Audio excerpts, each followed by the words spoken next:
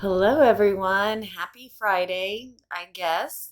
Today is April 3rd, and I just wanted to do a quick Friday check in and kind of do some back to the basics recommendations, some things that I think as everyone is settling into a sort of new normal routine, it can help to remember to bring some of these sort of basic staples to parenting and family life that can make things go a little easier. So we're 3 weeks into sort of our local communities shut down where the schools closed. We were encouraged to stay home. Uh, my work started figuring out how to do telehealth. I know there are some parts of the country that are weeks ahead of us. That's just where we happen to be. And about 3 weeks in some ways, like I said, things are starting to feel like a new normal. My kids are used to their routine. I'm used to my routine. I'm pretty much figuring out this whole telehealth thing. Um, not completely back. I have a little bit of mental energy. I made my own mask for whatever that's worth. I actually was able to make one to have that extra brain space to do that. Now, there's a lot of things my brain is still not very good at. I have a stack of papers to file slash do, and it doesn't seem as though I have the extra bandwidth because there's still so much of my brain that is being used for calculating how to make food work when I can't go to the grocery store very much, and how to teach my first grader how to write paragraphs when I've never even considered this before. So that's kind of where I'm at right now. So on my good days, I'm doing better. However, on my bad days, in a lot of ways, I'm doing worse. Wednesday was a really bad day for me. I don't know why. I don't know if it was the weather or my mood or that it was Wednesday or whatever. But on that bad day, I just felt so tired of everything. I was tired of these sores on my hands that won't heal because I'm washing my hands so much, and hand sanitizer just tears the skin of my hands up. I was tired of driving through empty streets. I was tired of having to constantly give my children bad news. I was tired of worrying about my finances and then feeling guilty for that because I know that we're in far better shape than many people in America. I was tired of watching the numbers go up and feeling so helpless about it every single day. I was tired of Facebook being full of dire information rather than cute baby pictures. I was just, you name it. I was tired of it. I wanted to scream. I wanted to cry. I wanted to do all of it all at the same time. I wanted to curl up in my bed, never come out. And that's totally okay. Like I said in my first video, this is a grieving process. This is a terrible thing that we're doing. And the bad feelings and processing them as they come, allowing yourself to feel them is actually extremely helpful psychologically. Getting stuck in that place isn't good though. And that's where some of these sort of back to basic things that I'm going to be talking about can be really useful, like the routine. If I had on Wednesday, if it was truly a possibility for me to crawl into bed and do nothing but eat chocolate and watch trashy movies on Netflix, I might still be in that place. I might still feel that bad. But since I have a routine, since I have some responsibilities, I have a sense of purpose, I didn't. I had my cry, I had my moment, and then I just kept going. And in some ways, the force of the routine itself helps pull you out of bad moments. So now to some of those basics. First, for parents, for adults, I think one of the things that can be very useful is that when you're having a better day, making a real point to find gratitude in the small moments. So I'm not talking about at the end of the day, you list three things like, I'm so glad my parents don't have COVID-19.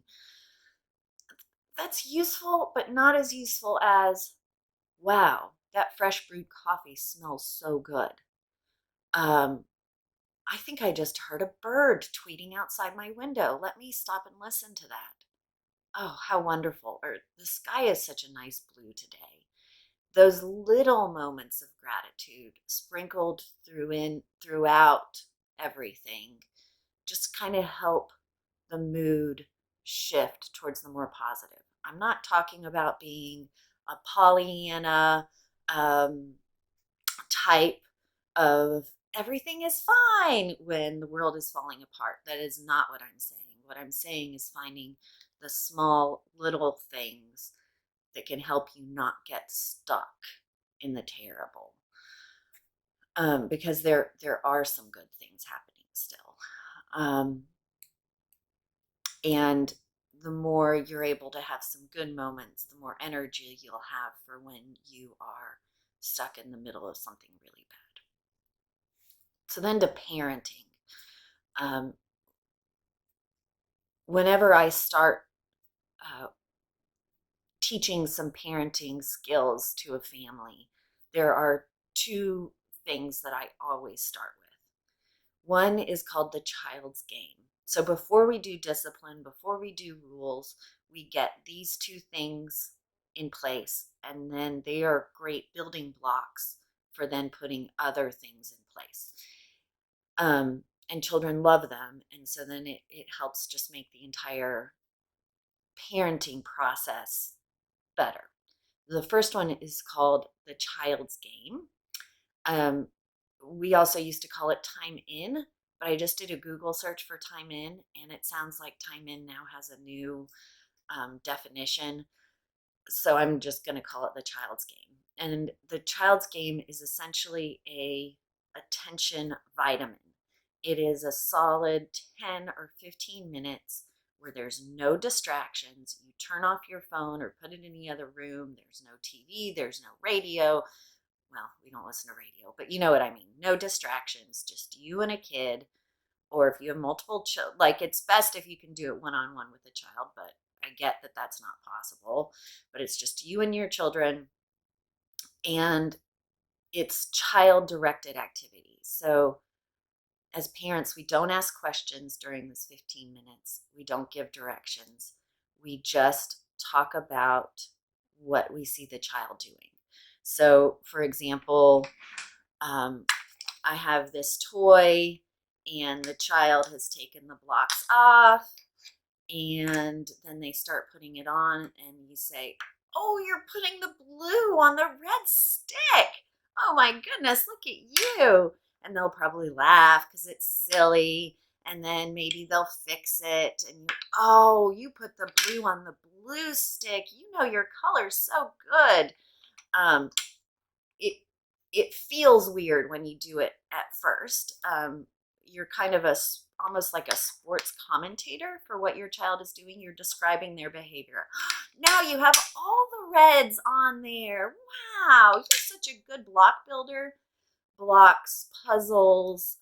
Um, those are particularly easy to do this kind of game with. In theory, you could do it with almost any toy. But it's that relationship building time that then helps a child feel more secure and not maybe crave quite as much attention from you throughout the day. Because when a child is stressed out, that's what they're going to do. The mama, mama, mama, mama, mama, that gets very irritating. And so then you give your child negative energy, and then that makes them more stressed out. So then they get clingier, and then you're just like, leave me alone. And nobody feels good after that. So if you can at least once a day, maybe even sprinkled throughout the day, have some of these concentrated child attention times, I think you'll find that your child is more relaxed and then more able to play independently in between these times. The other thing is don't forget the power of rewarding good behavior. The adult world is full of rewarding good behavior. Would we really all go to work every day if there wasn't a paycheck? Of course not. Even me, I love my job, but would I do this every day for as many hours as I did if it was for free? No. I like the money. I need the money. We all do. And we get rewarded in other ways. Sorry, I blanked, but um, rewards can also very much smooth things over when a family is going through difficult times, because then the child is just more compliant. So for younger children, I recommend doing just a very simple, you get a sheet of paper. We don't need to do fancy reward charts. If you're down with doing fancy chore charts and rewards, and good for you. But sometimes you just need a down and dirty, simple reward system. So you take like an index card, you put circles on it. And as your child does something, either they get to color it in, like, yay, you filled in one circle. Or if your kid happens to be a little craftier, they can make it, or more creative, they can turn it into a smiley face. And then, so let's say you ask them to pick up their shoes and they did it without fussing. Great job, color in a circle. There you go. Then you notice that they're playing really nicely with their sister. So, oh, I love it when you play so nice. You give another smiley face, so forth. You catch them being good, give them credit, and then when their card is full, when they've gotten all four of these filled in, then they earn something. We'll talk about rewards in a second.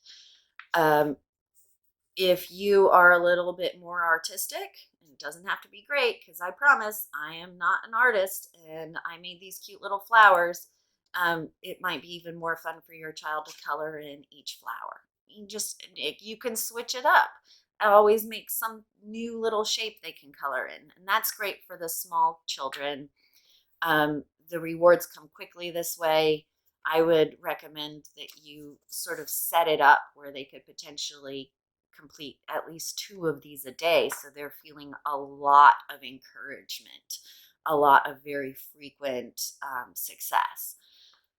For older children, you can do things like marbles or fuzz balls or dried beans that go into a little cup. When they get 10 of those, then they pull them out, count them, and cash them in for a reward.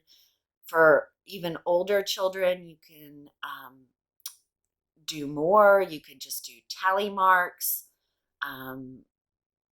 stretch out the rewards a little bit, make them slightly bigger rewards, but it takes a day or two to earn them.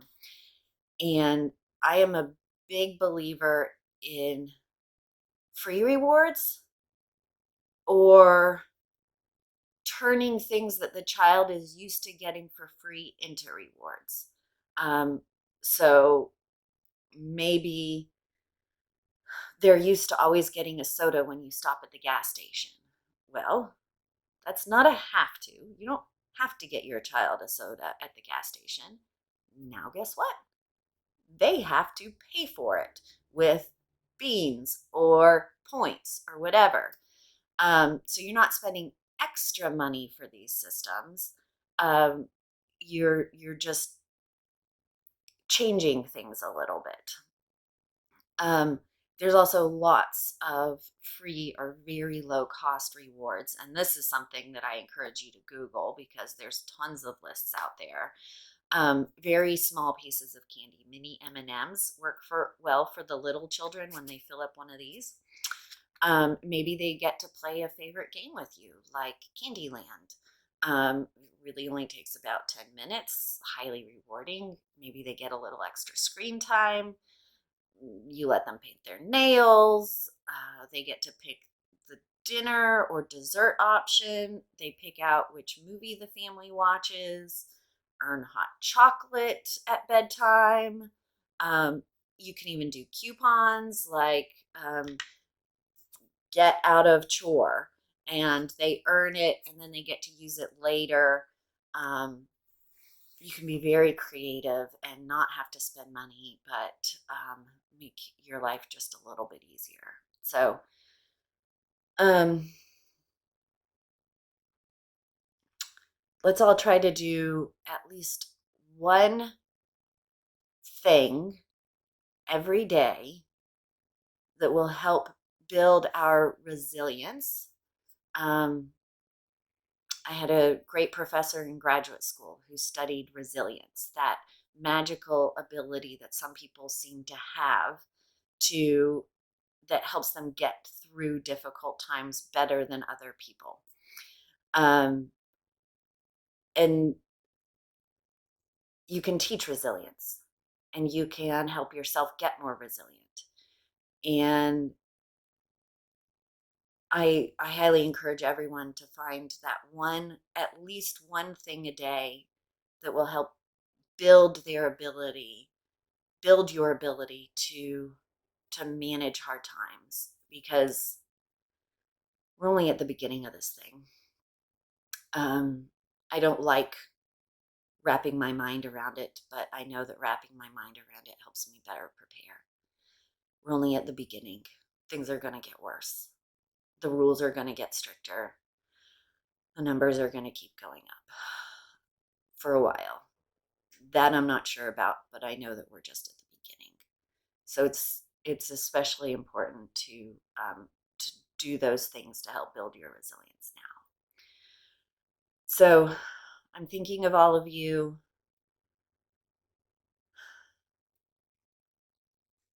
I miss you, and I'm looking forward to a time when we can all see each other in person again.